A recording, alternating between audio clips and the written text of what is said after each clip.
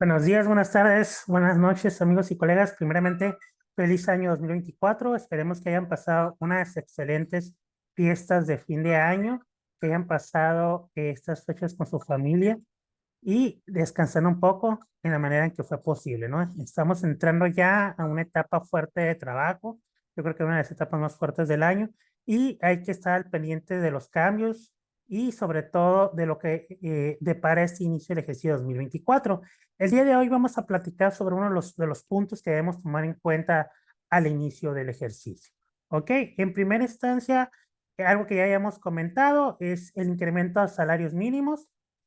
Para 2024 se incrementó un 20%, pasando en el caso de la zona libre de la frontera norte en 374.89, para lo que es el resto del país 248.93.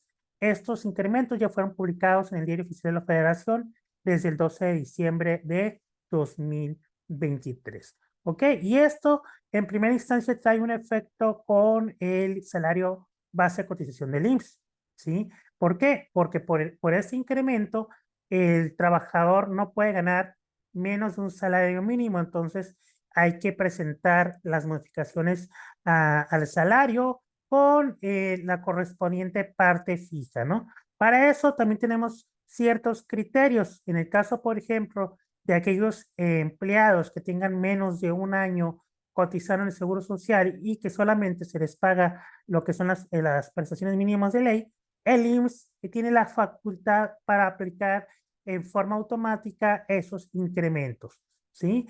Ahora, hay que tomar en cuenta que para efecto del salario base de cotización tenemos un mínimo y un máximo. El mínimo nadie puede cotizar en Seguro Social menos del salario mínimo general vigente, ¿ok? Y no puede cotizar más de 25 o más, ¿sí?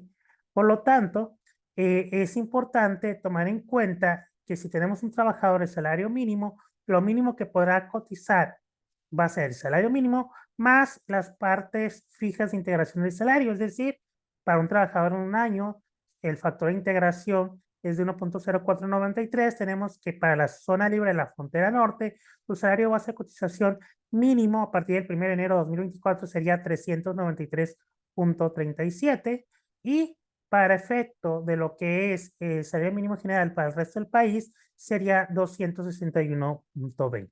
¿Ok? Entonces, hay que tomar en cuenta también que para efectos de aquellos empleados que solamente ganen como cuota diaria el salario mínimo general, corresponderá al patrón pagar la cuota de dichos trabajadores, ¿no? Y esto en la práctica conlleva a que tenemos dos opciones, ¿sí? Pagamos salario mínimo y el patrón absorbe esas cuotas o pagamos más del salario mínimo. ¿Cuántos más del salario mínimo? Como me decía un cliente, oye, contador Sousa, si yo pago un centavo más del salario mínimo, ya no pagaría yo las cuotas del trabajador.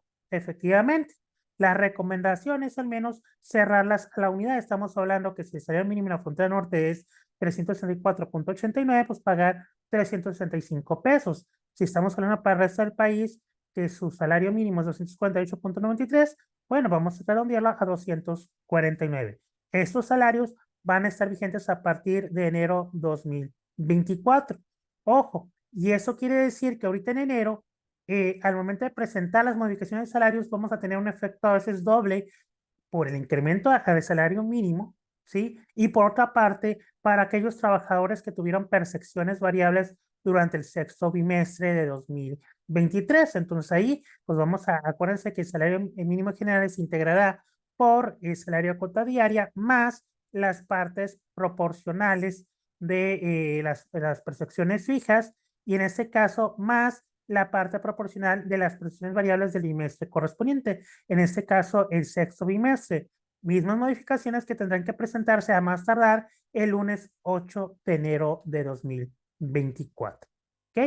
Entonces, tomen en cuenta esta situación y hay que recordar que, como ya mencionamos, el instituto tiene la facultad para aplicar las modificaciones, como ya mencionamos, aquellos trabajadores que perciban solamente salario mínimo y tengan menos de un año de antigüedad, ¿sí?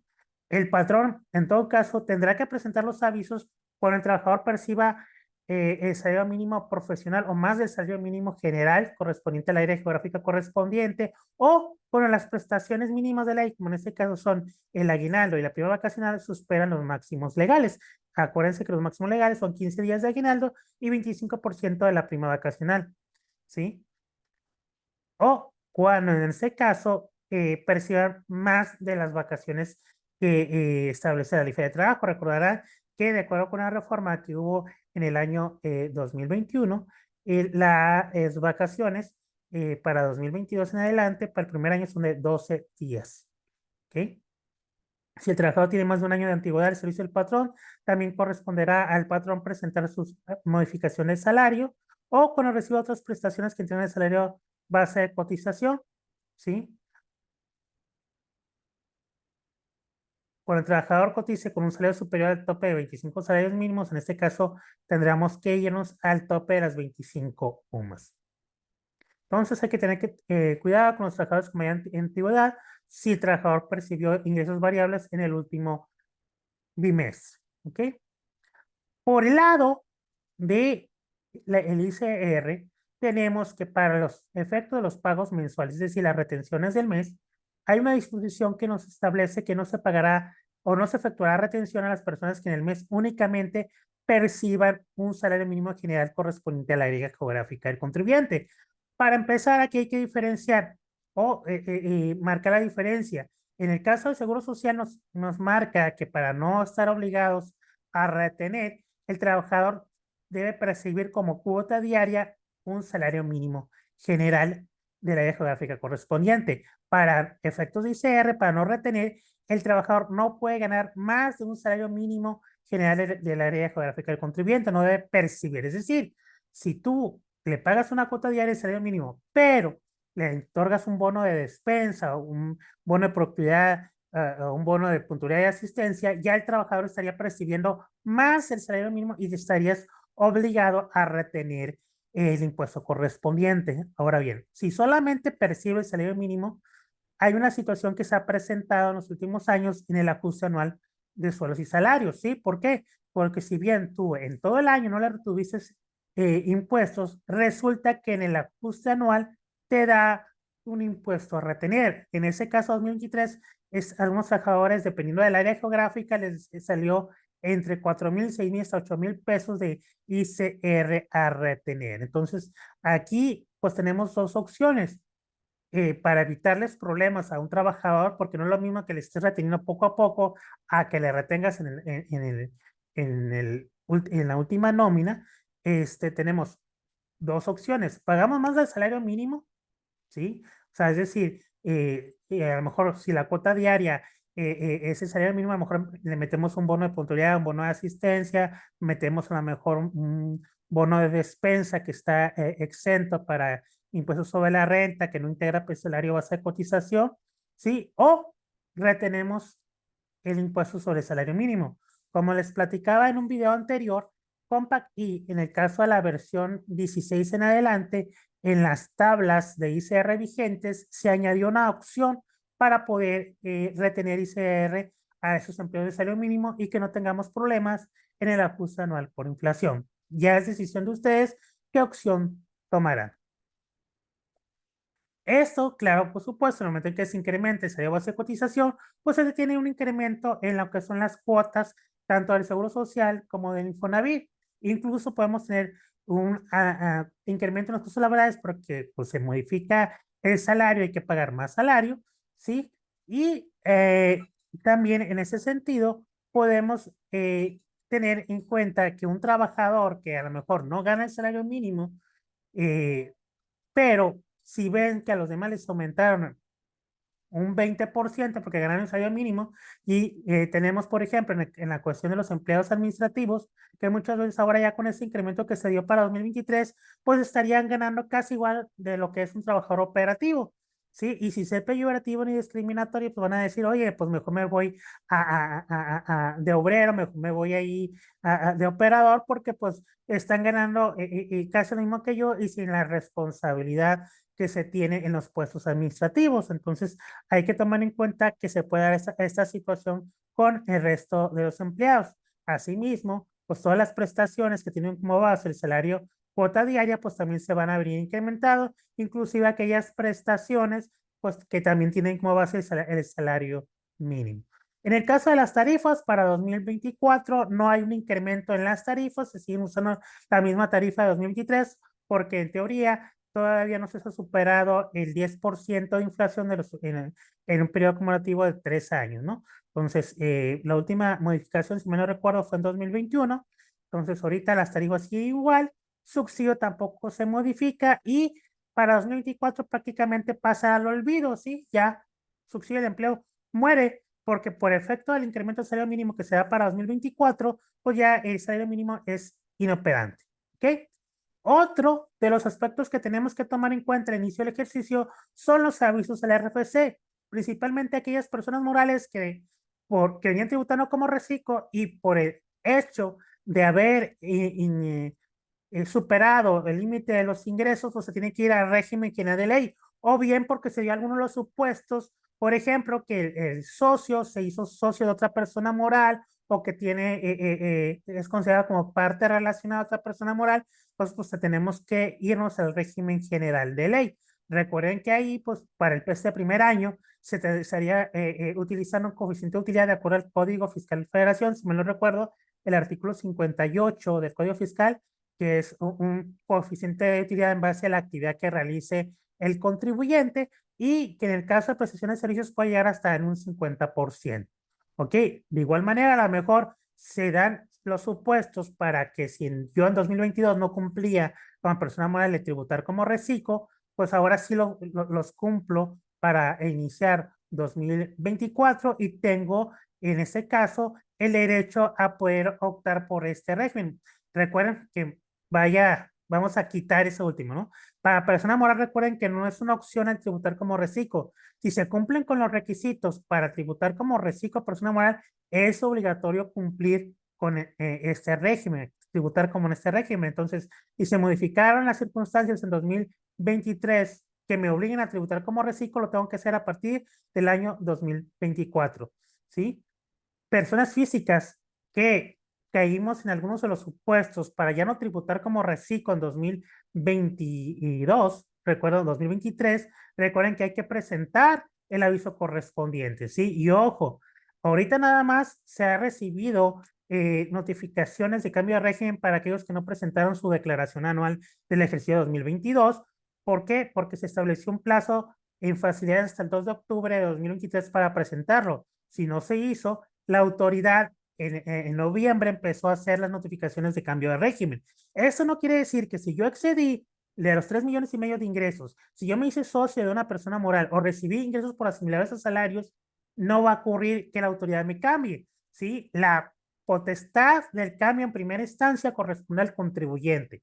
Y ojo, recuerden que nosotros al acceder a tributar o optar por tributar en reciclo, nos adherimos a sus reglas, ¿sí? Nosotros quisimos bailar con ese régimen fiscal y nos tuvimos que atener a sus reglas. Entonces ahí estaba muy claro establecidos los supuestos por los cuales no puedes tributar como reciclo. Y aquí la diferencia de las personas morales, aquí el cambio no se da hasta el siguiente ejercicio fiscal, se da desde que te inscribiste al reciclo o ocurrió en el ejercicio en que ocurre el supuesto por el cual ya no puedes tributar como reciclo. Entonces, aguas con esa situación, porque si durante 2023 caímos en alguna de las circunstancias para no tributar como reciclo a persona física, debimos de haber presentado al mes siguiente nuestro aviso con efecto retroactivo al inicio del ejercicio o en ese caso el inicio en que iniciamos a tributar como reciclo.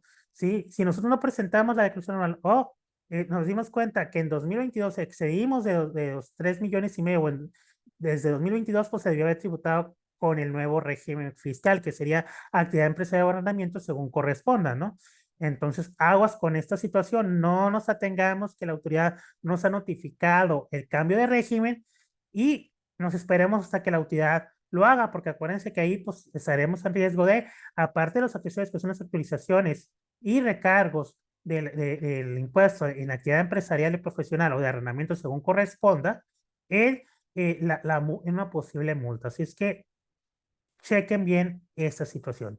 Ahora bien, para aquellas personas físicas, actividad empresarial o profesional o entrenamiento que cumplan con los requisitos para tributar como persona física reciclo, podemos optar por tributar a partir de 2024. ¿Qué es lo que debemos de hacer? Tanto personas morales, ya sea que migren de reciclo a general o de general a reciclo, o actividad empresarial y arrendamiento que miren a reciclo personas físicas, hay que presentar aviso al RFC durante el mes de enero 2024. Ajustes anuales sueldos y salarios.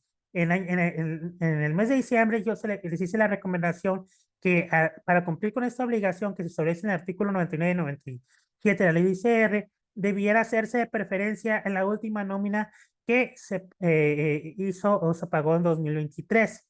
¿Sí? ¿Para qué? Para que cuando tenemos las diferencias, pues lo hagamos dentro del mismo ejercicio. ¿Sí? La ley nos establece la obligación de hacer el entero a las diferencias más tarde en el último mes de febrero, pero con un cambio que hubo en el año 2023, donde antes se enteraban por separado esas diferencias del ajuste anual de y salarios en una declaración que era de una periodicidad del ejercicio y se enteraba por separado en el mes de febrero, ya no es así. Entonces, aquí tenemos dos opciones. Si lo realizamos en el mes de febrero, tenemos que presentar una declaración en el mes de febrero, enterar nuestras diferencias y después presentar una complementaria para enterar las diferencias del mes de febrero. ¿Ok?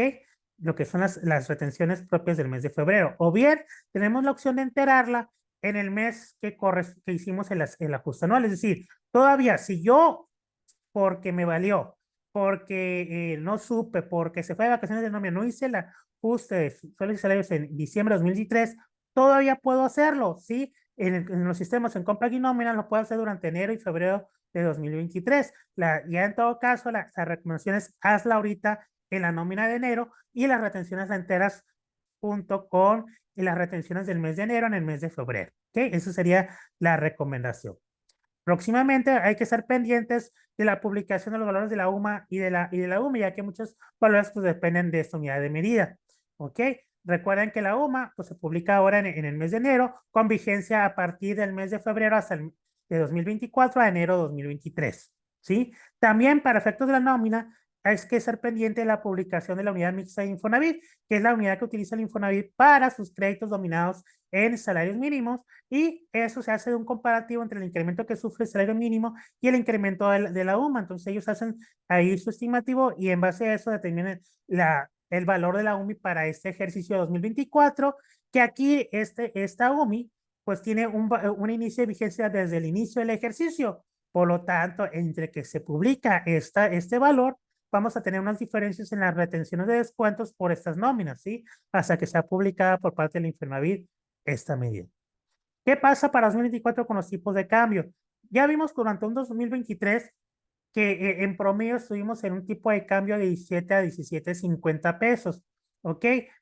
Muchos expertos economistas estimaban que al finales de 2018, de 2023, perdón, ya no en otro año, la diferencia la estimación del tipo de cambio iba a estar alrededor de los 18 pesos, cosa que no se dio. No se dio, ¿por qué? Porque el gobierno está implementando estrategias económicas para forzar a tener un tipo de cambio menor, ¿ok? Entonces, aquí el detalle que para 2024 no se prevé un panorama más alentador. ¿Sí? Si bien los expertos vuelven a insistir que la paridad del tipo de cambio debiera ser en una estimación de 19 pesos, ¿sí? El gobierno quiere mantenerlo a una estimativa de 17.10 pesos mexicanos para lo que es este 2024. Entonces, entre que hay un panorama de incertidumbre por los conflictos que hay entre Israel y el grupo Hamas, ¿sí? O en este caso, el conflicto bélico que hay entre Rusia y Ucrania, ¿sí? Esto puede afectar la volatilidad en los mercados financieros globales, afectando la estabilidad cambiaria. Otro de los ingredientes que vienen a jugar y que pueden afectar la proyección de los tipos de cambio es las cuestiones políticas a nivel México-Estados Unidos. Ambos países tienen elecciones presidenciales para este 2024. La Secretaría de Hacienda en su paquete económico para 2024 sí prevé que el tipo de cambio debe rondar los 17.10 pesos frente al dólar estadounidense. Será un año electoral en un tipo de cambio de 17.60. Entonces, para efecto de las maquiladoras, por ejemplo, para efecto de inversiones extranjeras o, por ejemplo, para efecto de lo que son las divisas que reciben los nacionales, pues esto es un poquito en contra. ¿Por qué? Porque ahora hay que enviar más dólares, utilizar más dólares para hacer frente a los gastos en México, ¿sí? Además de que si su valor de dólar vale menos, pues también estos inversionistas extranjeros pues están menos interesados en invertir en México por la parte de la inversión directa y se podrán entonces, en todo caso, irse por otros instrumentos de inversión como son, por ejemplo, los CETES o otros instrumentos de gobierno que les ofrezcan mejores ganancias, ¿ok? Entonces, pues hay que tomar en cuenta esto para 2024, ¿sí? Y acuérdense que siempre hay que anticiparse a los cambios. Tony Robbins tiene una frase que a mí me gusta mucho que dice que anticiparse es el poder más importante. Los perdedores reaccionan, los líderes se anticipan. Entonces, hay que tomar en cuenta todas esas situaciones. Viene ya ya se publicó también ya en 29 de diciembre la misión fiscal para 2024. Hay que ver todos los cambios que traen, las adecuaciones a las reglas, que en nuestro caso para la próxima semana estaríamos eh, impartiendo el curso de resolución miscelánea 2024. ¿Ok? Entonces, amigos y colegas, prepárense, afilen las navajas porque este 2024 va a ser un año muy dinámico, mucho trabajo y hay que entrarle al toro por los cuernos. Agradezco de antemano la atención a este video y pues aquí estaremos en contacto para otros comentarios, otros tips que iremos comentando próximamente. Que tengan un excelente día.